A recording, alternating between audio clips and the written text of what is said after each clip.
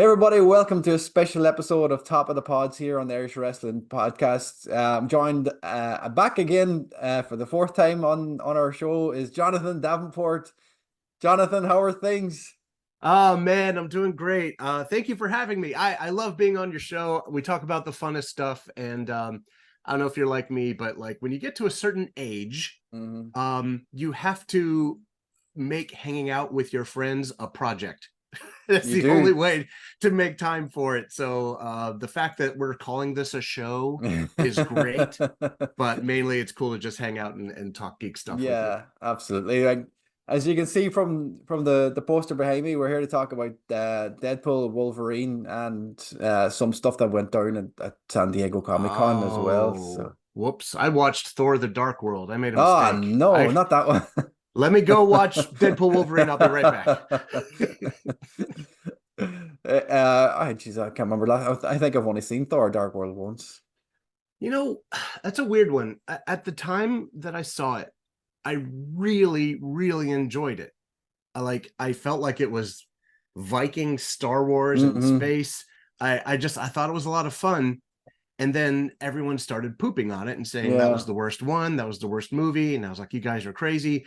And then I went back and rewatched it, and I was like, oh, this is horrible. Well, it's not horrible, but it's boring It's compared boring. to Nothing happens. It's just strange that she gets the which stone is implanted in her. She gets it trapped in.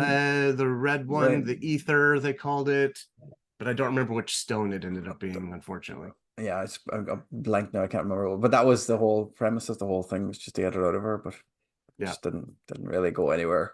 nah. Thankfully, Rocket went back in time and stole from her instead in Endgame, so that worked out. That's right. I forgot about that. That's right. Time Um, heist. well, we'll get into Deadpool and Wolverine first of all, and we'll talk about what happened in San Diego Comic Con, because I want to get your pick your brain on some things that went on there. So what was your overall thoughts on like the anticipation going into Deadpool and Wolverine? Was like as high as it was for Infinity War and Endgame? Did it live up to the hype? Oh boy. Okay, so you're right. The anticipation was very high, I think, in the nerdosphere. For me in particular, it wasn't that high. No. I like the Deadpool movies. I think they're fun, but like I'm not like a huge like a Deadpool fan or anything. I like him. I like him. Yeah. You know. Obviously I love Hugh Jackman as Wolverine. And I was also, like everybody else, like a little bit like, is this a good idea I know, after yeah. Logan? I don't know. So I was kind of going in sort of cautiously optimistic. The trailers looked great. It looked like it was in good hands. It looked like they were going to be smart with it. So I think I went in with managed expectations. But I loved it. I had so much fun in that movie. It was a blast. Like I can't argue with any of its success. It's earned it. It delivered on all the promises that it made. If you're not someone who enjoys the Ryan Reynolds like fast staccato, if you don't love all the swearing, if like gore is not your thing, it's a living nightmare, the movie, I'm sure. Yeah, it's not exactly a family friendly MCU movie, Not exactly, although I would argue that it's probably one of the more family friendly R-rated movies. Because it's mainly language. And like no like egregious nudity or anything that I can remember. And also the gore, the blood, the violence, or whatever is sort of done so comically over the top. That it's kind of, it's a comedy, so it is kind of like a Tom and Jerry cartoon where they're constantly killing each other without the swearing. Like, I mean, they could do like the way they do with some of the, some rap songs or hip hop songs that come on the radio, and there's a radio edit and they, take out all the swear words out of it. So they could, they could edit this into a kids friendly one where, Mother Trucker or whatever they're calling these days. Didn't they do that one? Was there a PG-13 version of one of the Deadpool movies at one point? I'm trying to remember. I think it's the first one. I think it came out at Christmas time. They had a Christmassy thing. Yeah. So that is something they could do, because my friend, we went to see it, and a week later he brought his kids to see it, who were like 12 and 13. So he just wanted to see, because they were, his son is a big Funko Pop collector and he's obsessed with Deadpool and Marvel stuff. So he wanted to see it. He was dying to see it, but he said he'd bring him on a Sunday afternoon when nobody's around or watching. So he absolutely loved it, swearing and all. So, you know, I mean, I remember when I was a kid, getting to see like an adult movie, meaning one that had like, you know, adult language in it or something, was like, it felt sneaky and dangerous and wrong and stuff. And that kind of added to the fun. yeah, we like the same friend. We went to see when Ant-Man first came out. We brought his other son, who was like 10 at the time, but it was a Yeah. 12 over here. It was 12 rated, so you had to be 12 and over. And I remember we were walking into the cinema and the poster said 12 on it, and he stopped and he said, "I can't go in. I'm too young. They're not going to let me in." I was like, "It's okay. You're coming with us. It's okay." That's adorable. And that was just for Ant-Man. Like, so I can't imagine trying to sneak kids into this one. What about you? What did you think? You've seen it twice now, right? Yeah, so yeah, I actually loved it the second time. I liked it even more the second time. I was like, expecting some of this stuff, some of the humor to go, yeah, and the punchline is no longer funny, like, but I thought I picked up on a lot more stuff second time watching it. Watched some of the YouTube videos that people review it, or they pick out all the Easter eggs that happened in it. Like, and there was one thing that I'd never seen. I was looking online for stuff to see if there's other Easter eggs I could find. And there's one thing that really caught my attention was in the background behind Nova. She had a variant of Bullseye. He had the No bullseye on his way. head. Yeah, if you go back and watch it, there's even clips online. He's just standing right behind her after she drives Wolverine into the ground and drags him.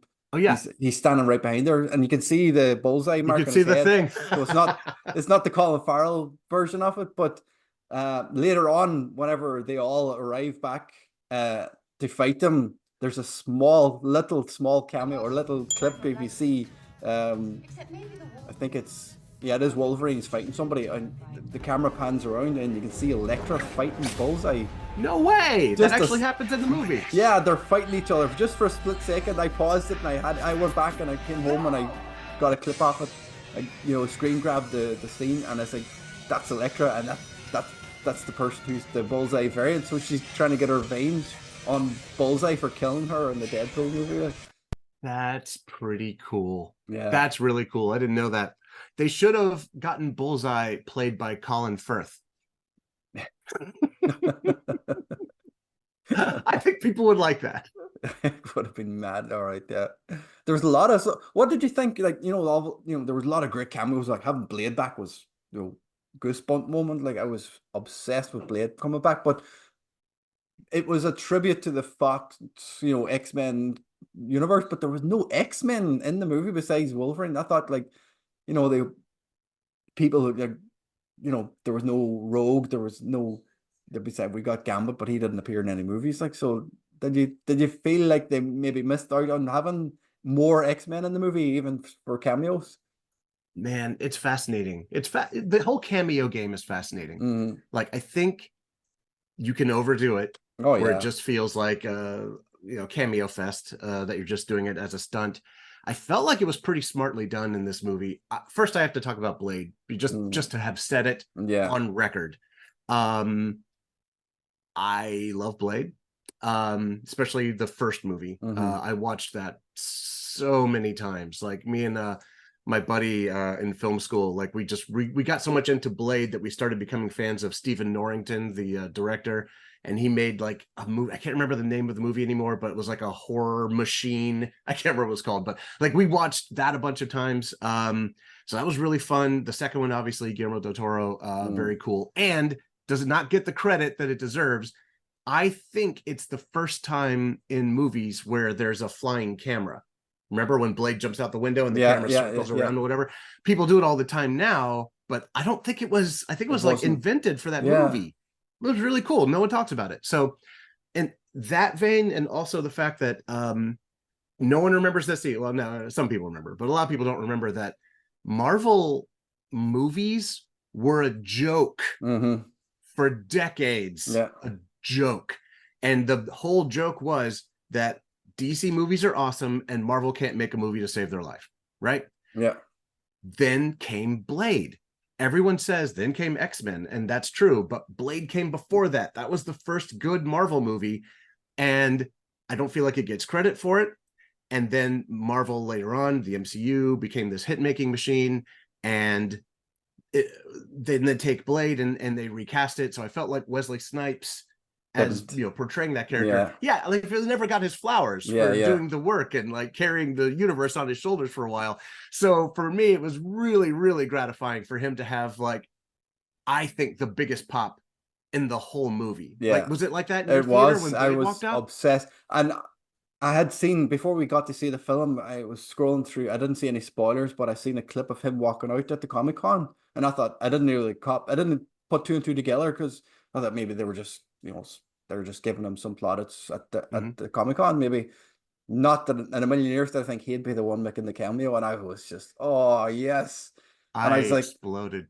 I hope they give him another movie. I hope he's in Secret Wars, or he's going to appear in something else, and it's, they have two Blades in one scene at some stage in the future. They could do anything they want now. That's the great thing about it. So if they do more, awesome. If they don't do any more, it's still great. So anyway, so I just wanted to say that, just so it's on record, how much I enjoyed that Blade pop. It was so good. But but on to your other point about the X-Men, and you're right, it was totally like a love letter to the Fox generation of Marvel movies, which was really cool. I didn't miss the X-Men. I thought for sure there'd be some digs at Scott, but there weren't, so that was interesting. So I didn't really miss them, but it was weird walking out of the movie thinking back and going like, hey, there were like almost no MCU people in it. Like Happy Hogan, I guess. Just about, but not real. Was there anyone else in there from the MCU proper? It really was a Fox movie. It was completely dedicated to Fox. Yeah, pretty interesting. They went out of their way to make sure that it wasn't based on, like, so they can leave that for Secret Wars or whatever's coming beyond that. Yeah, we're assuming that Deadpool and Wolverine will be back, and presuming Hugh Jackman is going to be there until he's 90, or if not.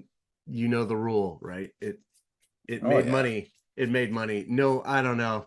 No one ever goes out on a high note. No way. It's just make them until we are sick of them, and then they stop.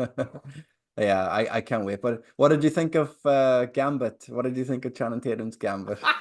You go first. It was so hilarious. The minute he started talking, I was straight back. We were at WrestleMania in San Francisco for WrestleMania 31 2015, and on the way, I think it was the way over there, we were simultaneously watching 22 Jump Street.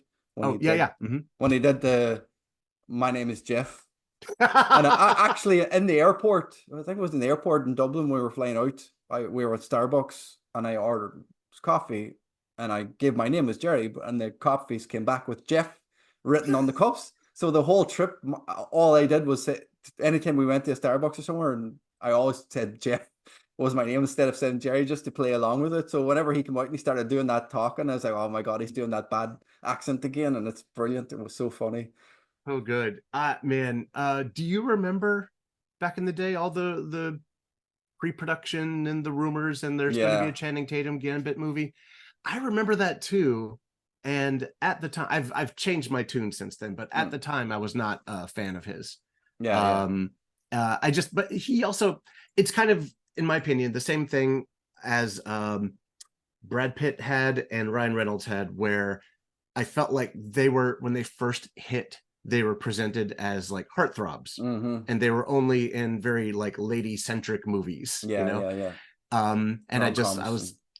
and I would only go on them, see those movies on dates, and the whole time you're just like, your date is more interested in the person on screen than you, and it's like, it's hard to get behind Brad Pitt, Ryan Reynolds, and Channing Tatum when they're your competition. But then they all just started, eventually making more like 4-quadrant movies, different types of movies. And then I got to see them in different light, and I was like, oh, they all have range and they're all good. Channing Tatum in particular in Hateful Eight, really loved his part. I loved him in that. So random. So I've changed my tune on him. I think it would have been cool now to have gotten a Gambit movie. I don't really need one. No. It was cool to Yeah. see, like, just get him in the suit. Did you see the training video of him that he did, Yeah, like behind the scenes? That was sick. better than what was in the movie. Yeah, I thought it was like, oh, it was a stuntman, or they were using CGI to make him do everything, most of the stuff, but he was doing it all training. And same with Jennifer Garner as well. She had a training video up as well when she was using the sights. Like, wicked look. I knew that she could do it because I Mm. remember all the videos that came out when Daredevil came out, Yeah, the yeah. Affleck one. Yes, and like there were a lot of behind the scenes stuff about her learning the size and whatever. So I knew that she, I don't know if you forget the skills. I don't know if it's like riding a bike if you pick it back up, but I knew she could do it. I didn't know the Channing Tatum stuff, but I thought it was really smart the way he incorporated dance moves into his Yeah, yeah, choreography, yeah. just because that's kind of what he's known for. Yeah. So yeah, it was great, man. Everybody did so well. I know. I can't think of another movie that was so well handled dealing with such tricky material, because this could have gone off the rails so easily, so quickly. Talk about walking a tightrope.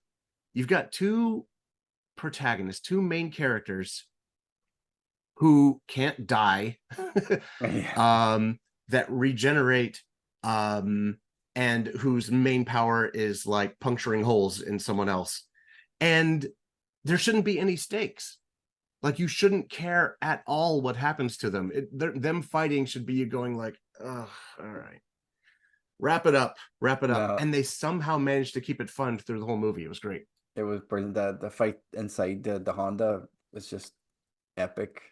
I have a take on that. Can I talk about the Honda Yeah, Odyssey? go Okay. ahead. So, I haven't heard this anywhere else. So if you do hear it, let me know, because I want to know if anyone else thinks this. I think the entire movie is structured like a love story, like a rom-com. Like, there's two people who hate each other and they have to get together, like kind of like all buddy cop movies. Yeah, But yeah. this one specifically, there's usually a point right in the middle of those stories. It's the midpoint where the two characters in a rom-com or a romantic movie finally get together and hook up, right?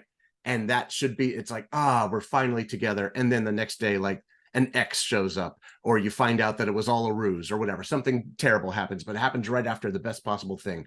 In this movie, not only is it structured that way, but I think it's shot that way too, because they're in a car, they're having their thing, and then they start going at it.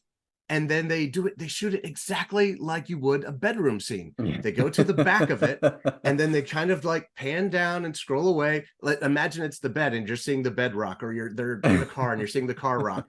And then what they always do is dissolve, just to say, and then they did it all night. And then they did, and then they cut back, and it's the overhead shot looking down at the two of them, like all worn out. It's such a good meta joke. Yeah.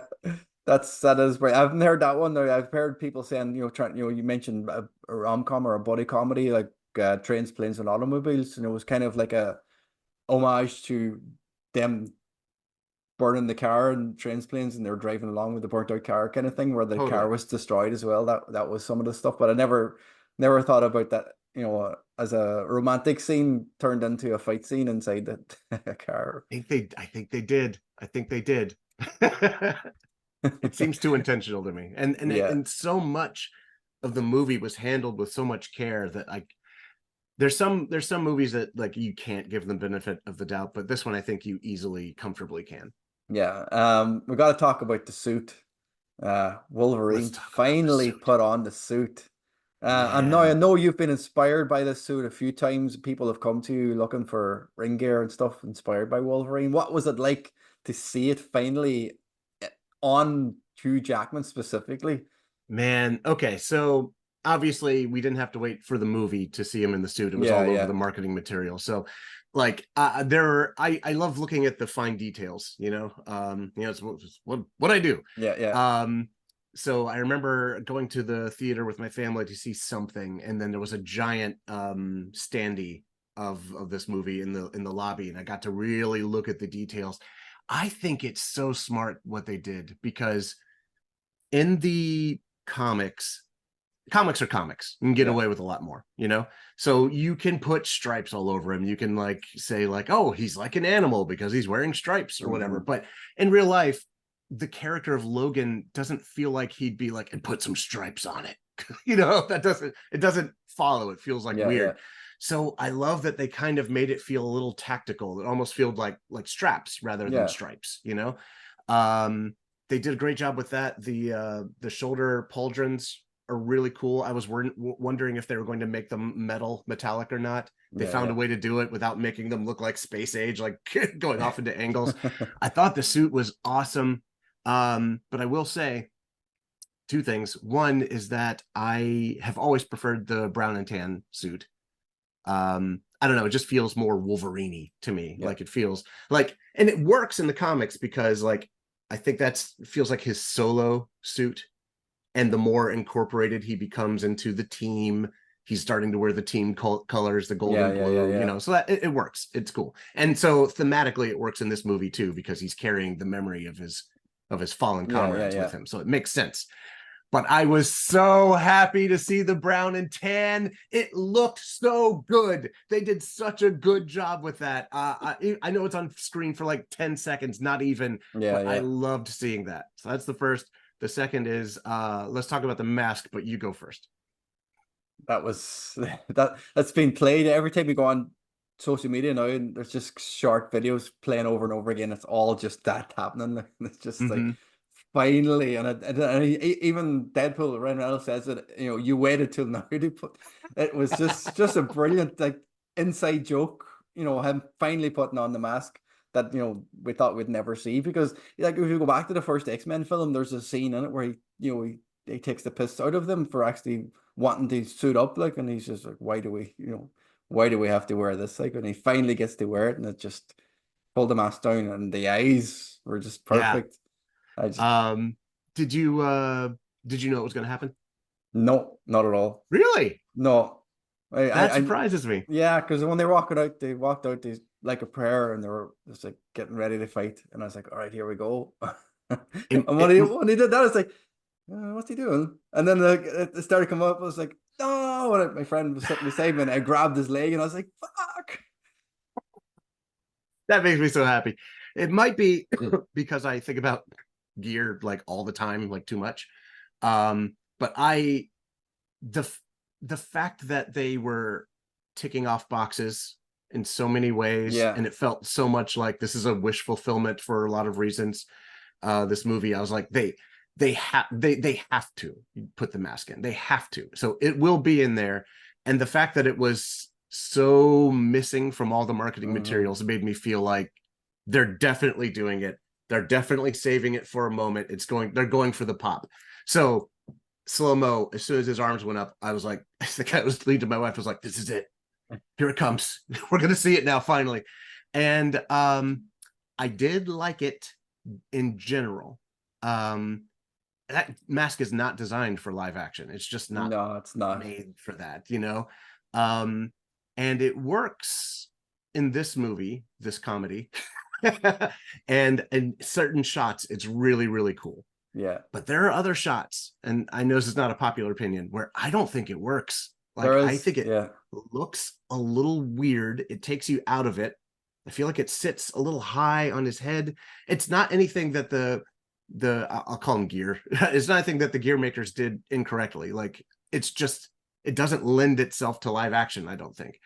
Like I said, it works in this movie, but I feel like the costume designers from previous movies should feel totally justified right now to go like, this would not work in the tone of the movies that we were making. No. Like, it would not work. Absolutely not.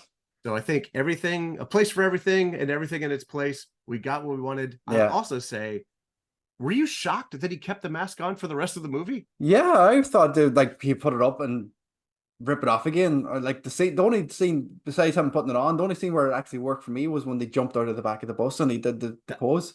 After that, like the fight scene, he didn't need to have the mask for the fight scene because it was like you weren't seeing it anyway. So I'm with you. I thought for sure, like after that one shot bus scene, I was like, okay, and that's a wrap on the mask, everybody. That's a wrap on the mask. and then he wore it for the rest of the movie. And I was like, oh man, the balls on these people. Yeah, when they were, this at the end, whenever they were holding hands at the end, and he rips off, the top, and he's, ripped the shit, like, he didn't need the mask for that scene at all. Like, it was so strange, and it was also a big gamble because you remember Doctor Strange 2, Multiverse of Madness. So I only saw it once. I liked it fine, but I remember there was a moment at the end where Doctor Strange has to give this very emotional speech to I can't remember her name, the star girl. America Ferrera. But yeah, her. He had to give this emotional speech, and it was well written and well performed, I think, but he was a zombie at the time. So his face was like horribly disfigured and falling apart, and he's like, you gotta believe in yourself. And it was like, it made it funny when I don't think it was intended to be funny, so that's, I feel like, the risk that they sort of took here, where at the end there's like an emotional goodbye where the character is, he's spocking, and that's, I feel like, when you want to see Hugh Jackman's eyes, emoting, and they had him in the mask for it. And if I were to nitpick, if I were to change one thing, I would say, like, have him take off the mask, have him do his goodbye, and then go and like lose the mask for the rest of the movie, just because you want to see that moment, What did you think of the soundtrack, and how it laid itself to the movie? Because I've been killed here for the last week because I'm still singing NSYNC probably at least twice a day. I can't stop. We have to talk about that. Yeah. My man, so I saw it the Thursday night, the night before, like, the official opening. Yeah. That entire weekend. Now, this is before like Dance Pool became a thing, but that whole weekend, one by one, as my friends would see it and hit me up and go like, hey, I saw it, what'd you think? I'd say like, hey, I have this strong urge to see the movie again, specifically to see the NSYNC part at the beginning. Is that weird? And then they would go, no, I can't stop thinking about that dance. Yeah. And I'm like, right? It's what's happening? And like, at least 3 or 4 of my friends all had the same thing. And now I think it's become like a thing, a well-known thing, that like that Dance Pool is like its own meme.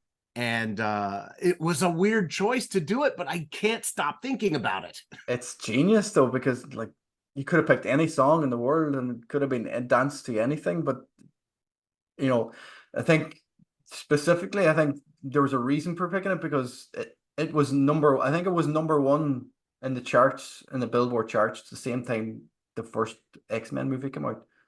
They came out around the same time, so I think that was one of the reasons why. I'm not sure it's the whole reason, but obviously he's not the one doing the dance. I would love to see Ryan Reynolds attempt to dance outside of the Deadpool costume to see if he can do it though.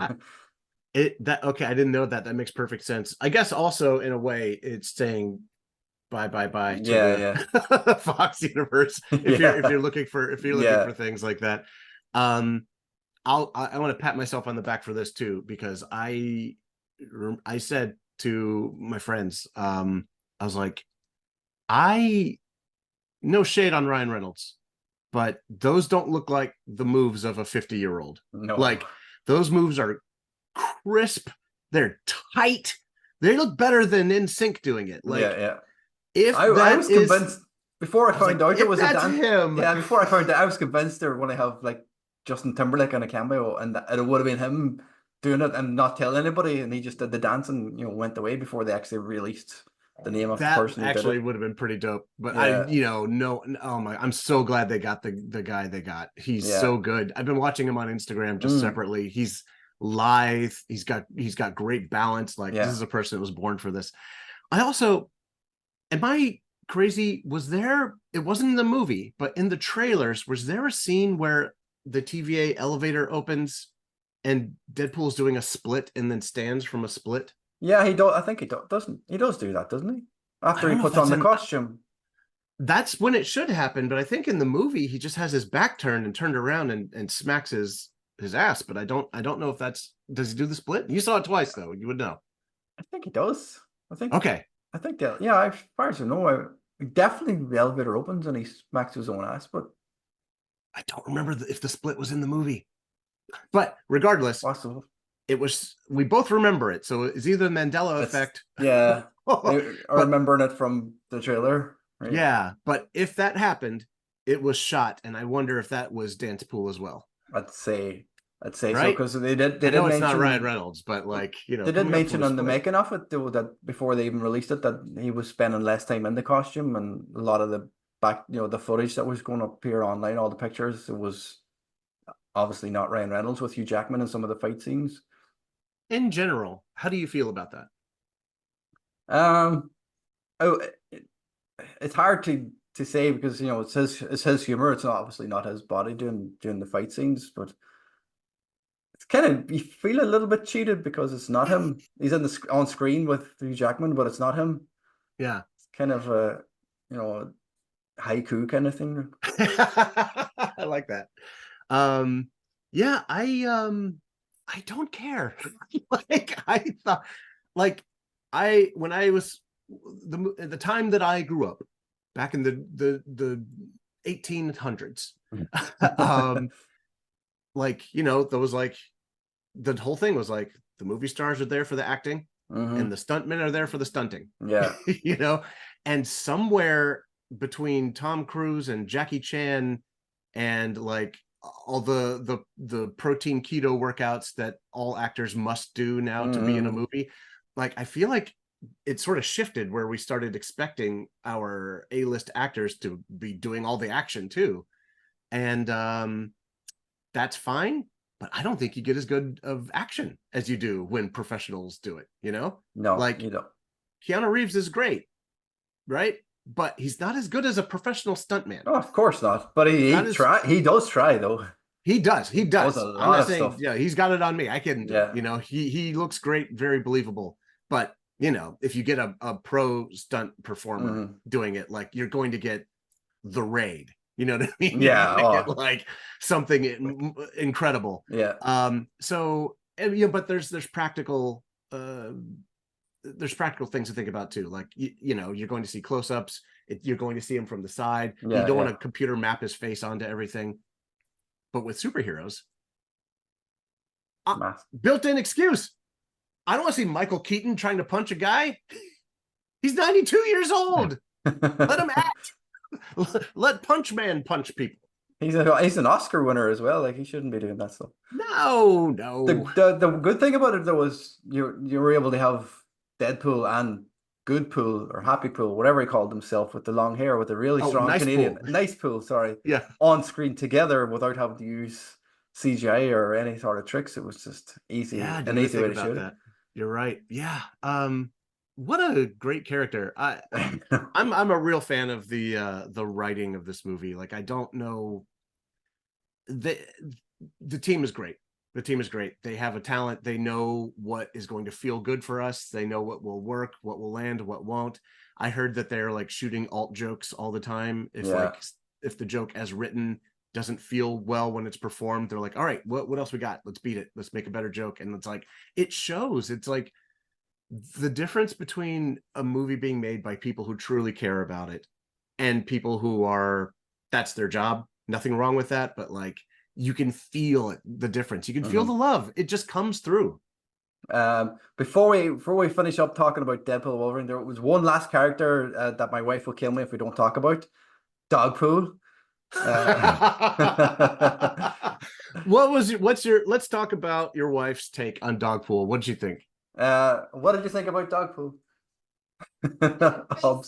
The best character in the history of the Marvel Cinematic Universe.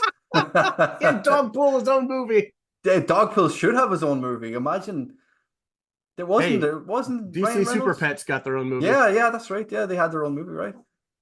It could work. Like, it doesn't have to be a live action. It could be a cartoon, like, like the way they did with Groot, had his own animated shorts. It's actually a great idea, dude. I think an animated Dogpool movie or series would be amazing. Yeah, because it's the marketing would be amazing for it. Kids would absolutely love it, and we would love it as well. Like, but it would probably sell like hotcakes if they had. Yeah, yeah, yeah, Like yeah. there's already a dog. I think there's already a Dogpool Funko Pop as well. I think it's Is already. it really? I think there's already one out there.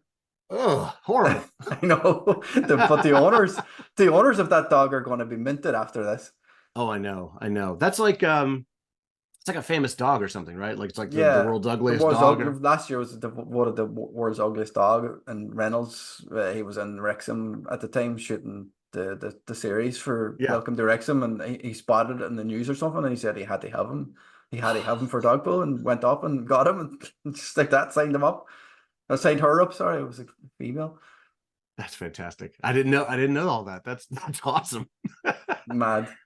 I don't know if they still make true behind the scenes documentaries I about movies anymore, but I like I don't. would love for them to make one about this. I would love to hear everything that went into it. Yeah, they do. They do some sort of thing on Disney. They do some uh kind of like like the Disney stuff, the Imagineering stuff, like, but it's not exactly a documentary. It's just like little details. But I think the one of the best documentary behind the scenes documentaries I ever witnessed was Full Tilt Boogie, which Harvey Keitel shot himself during the making of From Dusk Till Dawn.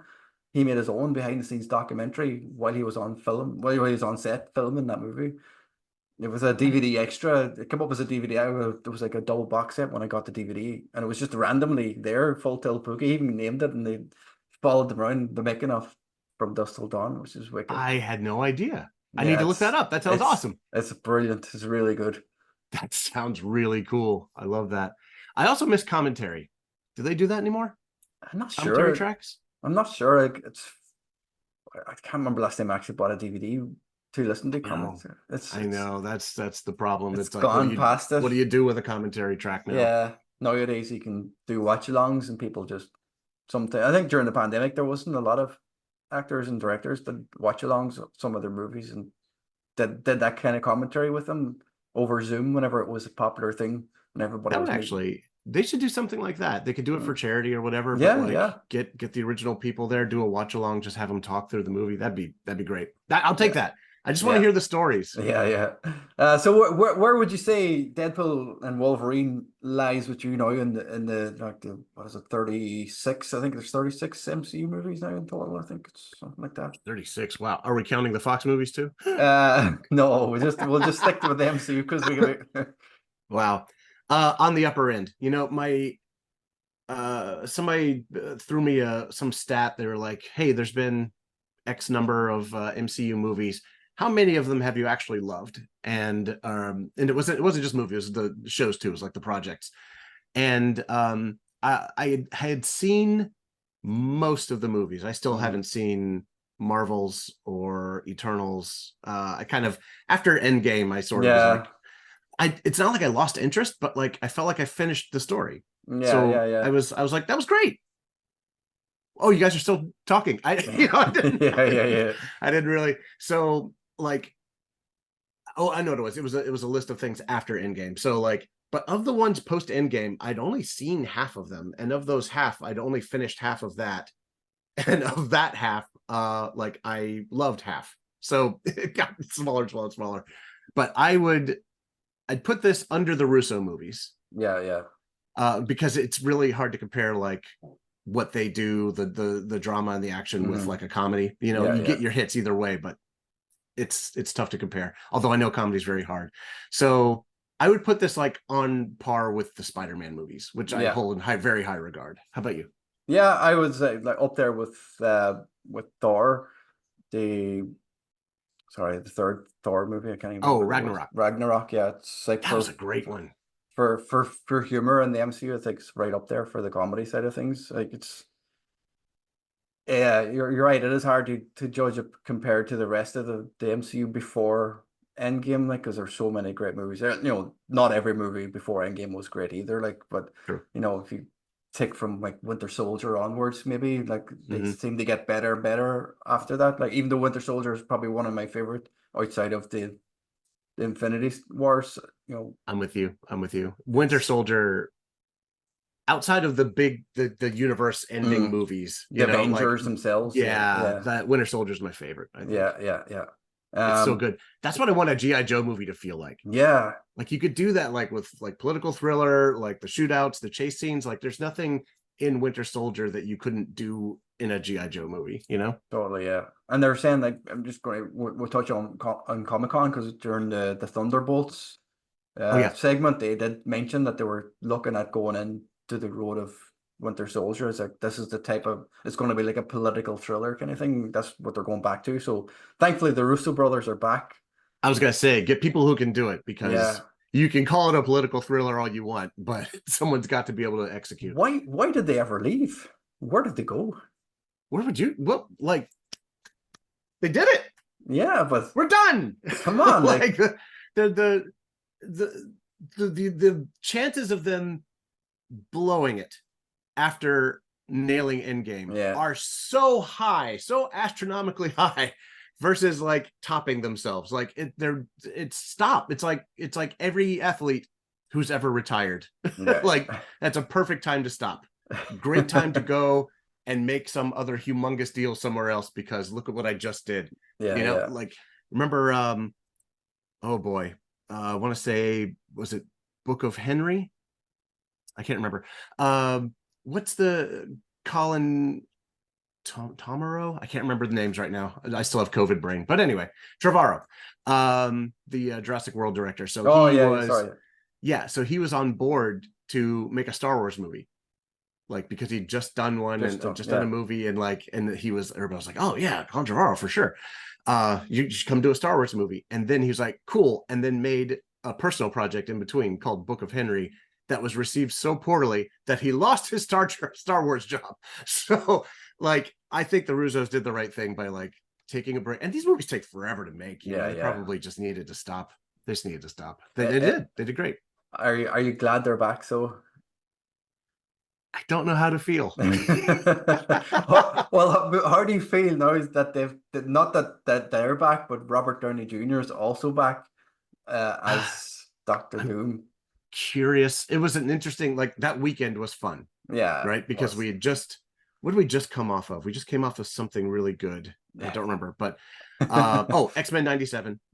Yeah. Right? So Marvel, Marvel was kind of at a low. You can't be on top forever. It's sort of ebbing a little bit.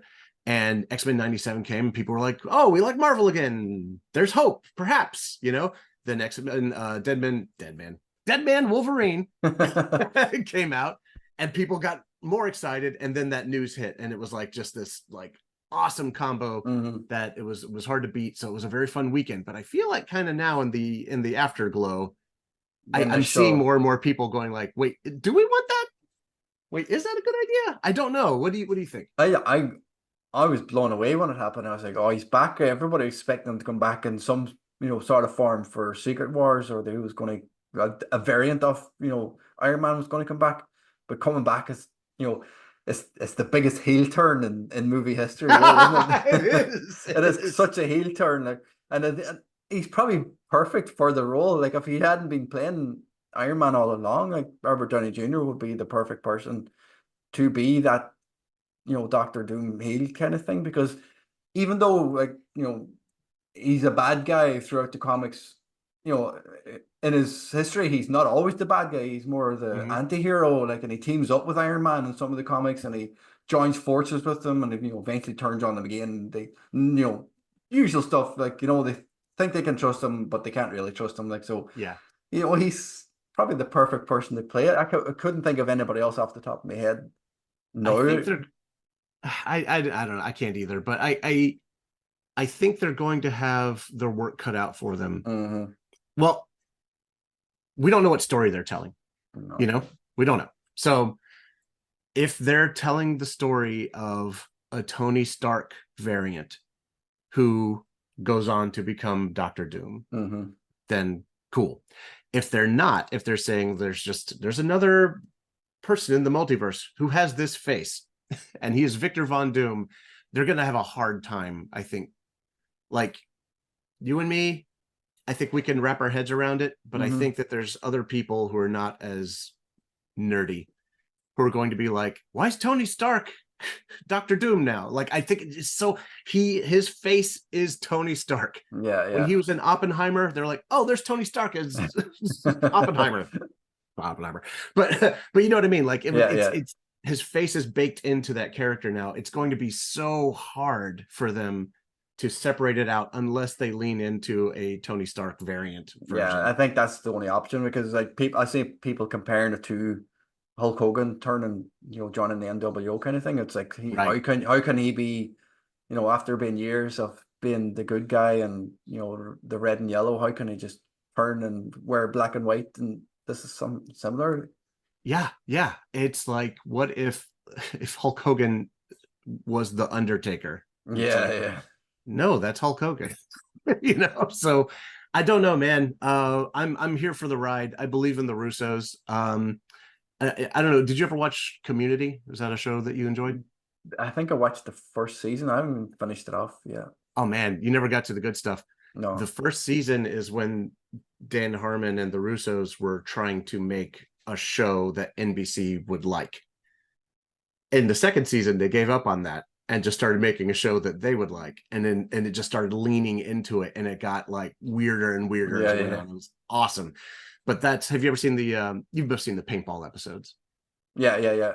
Okay, so those things, and there's other episodes where they just ape genres, like from different movies and shows. You can see how well they imitate, like they're learning machines. Like they can watch a movie, understand the visual language of it, understand the pacing of it, and get what makes it a political thriller, get what makes it an action movie, get what makes it a comedy. And they can replicate that formula very well. So I have ultimate faith in the Russo brothers. I think that if they have a story that's worth telling, that they're going to tell it better than anybody. Let's just hope they have a good story. Yeah, absolutely. Exciting times though. Like we're back. Like it's nice to be excited about things again. Great, but it's in the same hand that you've got DC, a new version of the DCU or whatever they're going to call it now under James Gunn. Like, so there's a big competition now between the two sides, because James Gunn he's coming from that side of the MCU where he made things great, and now the Russo brothers are like competing against each other, even though they had shots and against DC, like shooting at Henry Cavill coming in as the Cowboy. I love it. I'm excited about it. I think I love James Gunn also. Been a fan of his since he was in Trauma. I think he's one of those rare people that like has both sides of his brain firing on all cylinders. Like, I think he gets logically what makes a story structured well, what makes it work, but then also emotionally what makes you care and feel. I think Superman is a super underrated character. I think it's incredibly difficult to write for him unless you've got exactly the right mindset. I think James Gunn has a really good shot at it. I think he's got a good take. And I remember back in the beginning of the MCU when people were really excited about Cap and thinking like, well, how come when Superman stands up and does the right thing, he's boring and a Boy Scout or whatever, but then when Captain America, who's the same personality type, does it, it's like we love him. So it's not fair. I think Superman gets a bad rap. I would love to see someone give Superman the Cap treatment. Yeah, Superman was always my favorite. Really? Growing up with the Christopher Reeve movies, like that was the only superhero, like besides Batman, like, but Batman was just a billionaire, like with some suits and some weapons. Like Superman was actually a superhero, like, so besides the Incredible Hulk TV series, that was the movie that we used to watch every year. Even though it's not a Christmas movie, it seemed to be on every year. Christmas is the only time you ever get to see it. So Superman will always have a place in my heart, and I hated that they kind of made a joke of it after that Superman Returns movie that Brandon Routh was in. Like, it was just, that was supposed to be a continuation of the Christopher Reeve character, so that kind of really pissed me off. Like, so I really liked Henry Cavill as Superman, though. I really think they're underrated movies. Like, he was a really underrated Superman. Man, I think you're right. I think Brandon Routh was great. I don't like that movie, but I think he was great. Mm-hmm. I wish they gave him another shot. I mean, yes, they Yeah. did later in the Arrowverse stuff. He played the Yeah. Yeah. Kingdom Yeah. Come Yeah. Superman. But like nothing but respect for Brandon Routh. Same for Henry Cavill. Like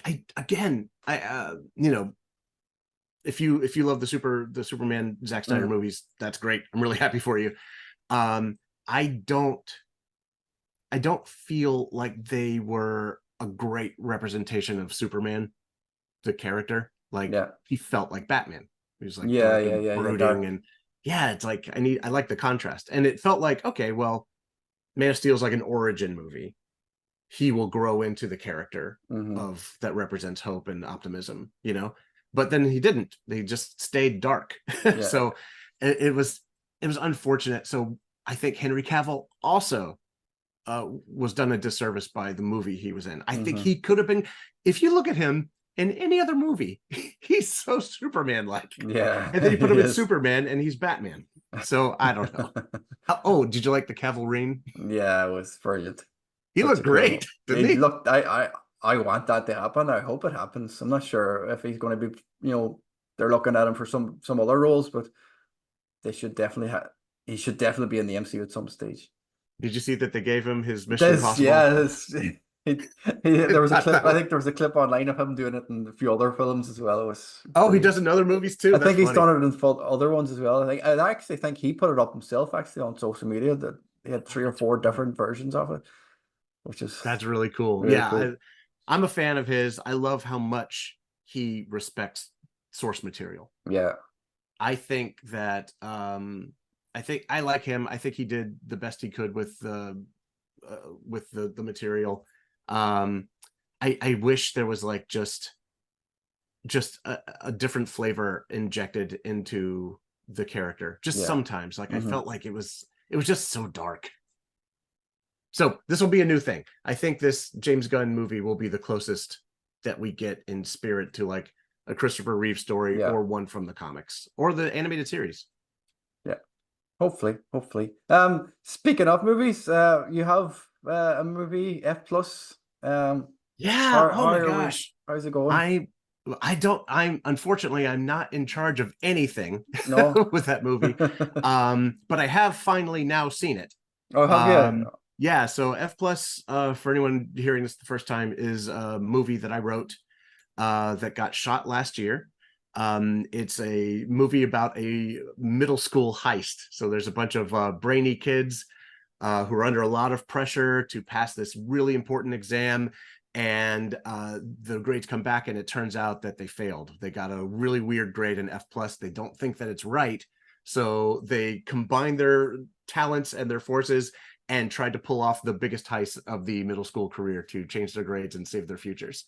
It's super fun. Randy Couture is in it, and he's really funny and really cool.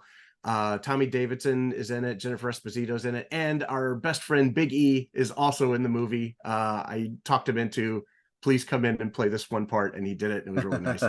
So I hadn't seen the movie in its completed form until very recently, like when the effects added and everything. And it rules. Like, it's really good. Like, I really enjoy it. And I think that there's kind of a nice spot for it out in the world because, like, just last night, I'm sitting on the couch with my family trying to find something that we all can watch. Yeah.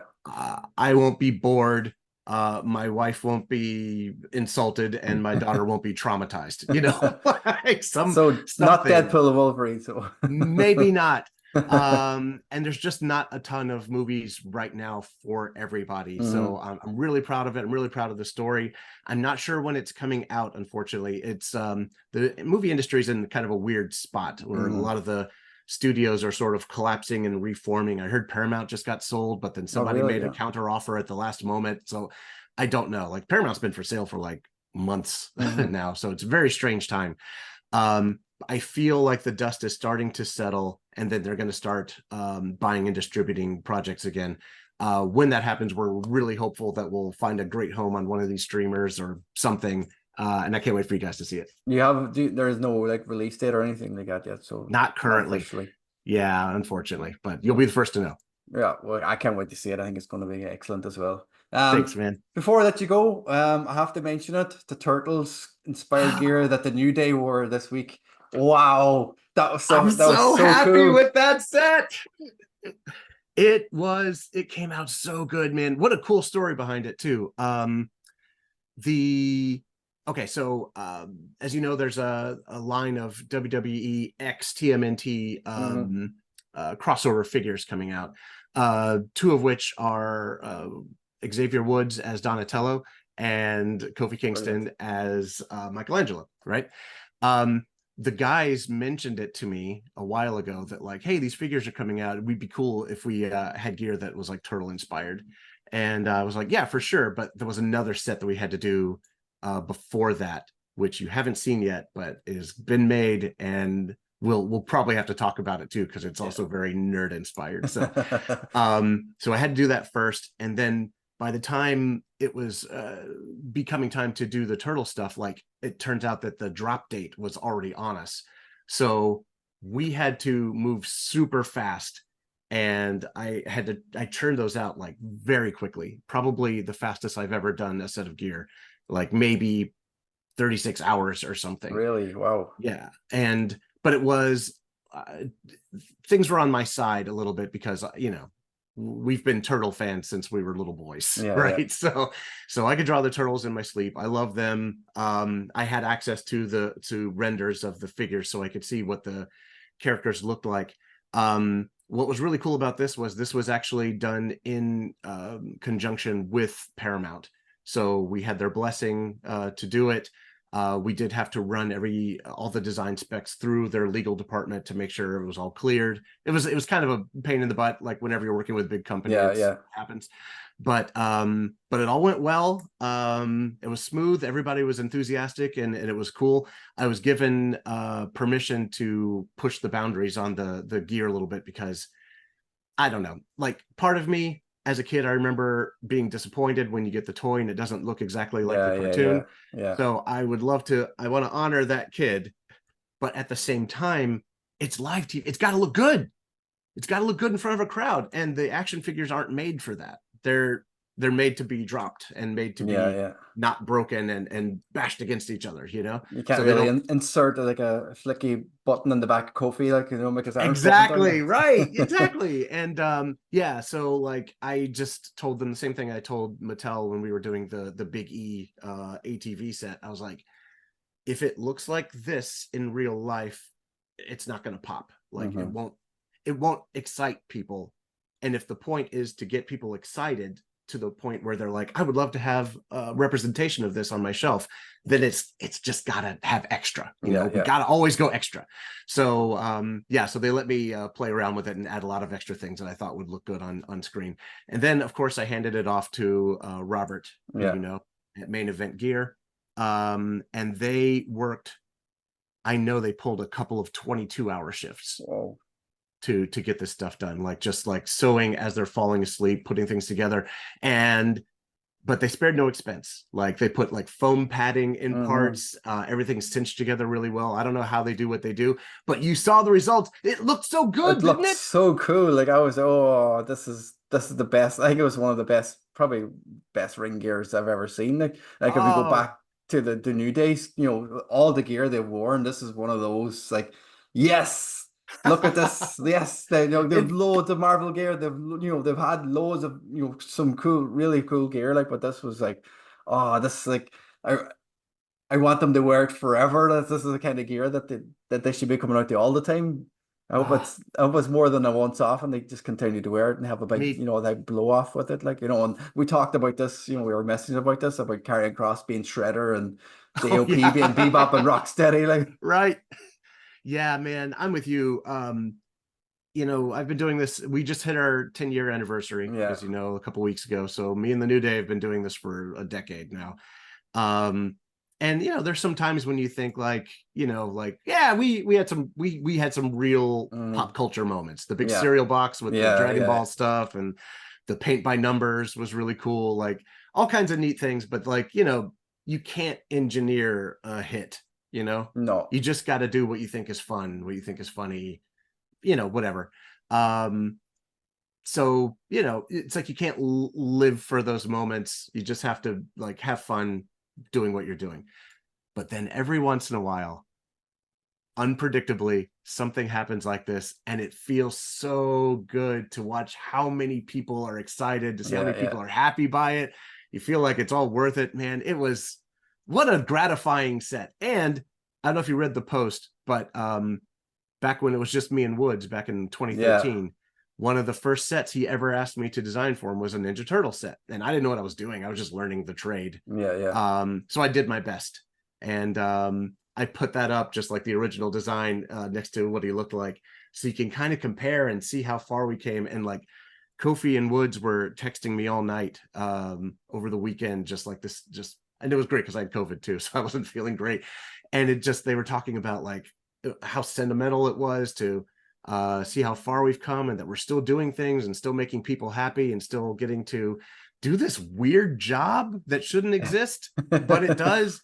It was really emotional for us, man. It felt really, really good. Yeah, it's credit to the hard work. You know, it's like you said, you're comparing it to 10 years ago to a design to now, where you know you've evolved as a designer, and how comfortable it is for you now to say, oh yes, I know what I'm, you know, when it comes to like something like turtles, like, you know, instantly you know what you want to do, like compared to what you when you started out, you're like, what do we do? So, you know, it can only get better, like, so. But like, just let them keep the Turtles gear on for a good, you know, maybe up until WrestleMania before they want to change it again. So that's what I want.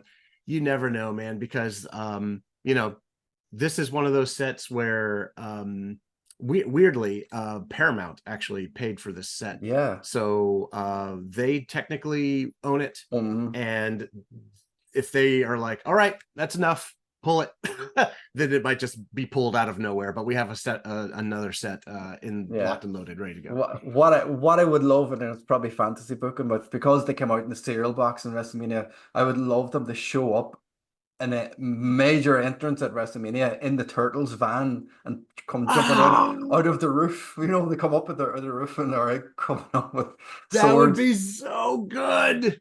That would be so good. If they were able to get the copyright to the song as well, just even the opening riff, the guitar riff, and then just the riff. Yeah. Oh, that would be so good. So we're putting it into the stratosphere there. We'll put it to the universe. Let's make it happen. A turtle van for the new day. Vegas, in Vegas, you know, the Turtles coming out in Vegas in the turtle van would be phenomenal. Right? Put them on the Sphere. You know what the Sphere looks like? You know, the Krang's the Technodrome. Technodrome. That's exactly. That would be great. They could totally turn that it would be so cool. Oh. Okay. Well, I'll make some calls. It'll only cost I think it's like $10,000 an hour to rent out the Sphere or something. I don't know. Wow, that's crazy. That's crazy. Jonathan, thank you. Yeah, I really love absolute pleasure speaking to you as always. It's great to sit there and talk about nerdy stuff. It's, you know. You too, man. This is really fun. This is like we were supposed to do this last week and I unfortunately got sick. But this is one of those ones where it's like I can't let it go. Yeah. We have to do it. We have to talk about it while it's still relevant and it's still fun for us. And you know, not only that, if we know we're going to have a podcast, then you and I don't talk about it. So that's so we're trying to save it for the show. Yeah, I know. So this had to happen. Yeah, absolutely. Always a pleasure having you on. Thank you. Oh, by the way, I finished the new Batman show, so let's schedule that. Absolutely. That's on my list too. I'm going to definitely watch that. Thanks again for your time. As always, guys, like, comment, subscribe, and hopefully we'll be back next week for another episode of Top of the Pods. Jonathan, thanks again. Thank you.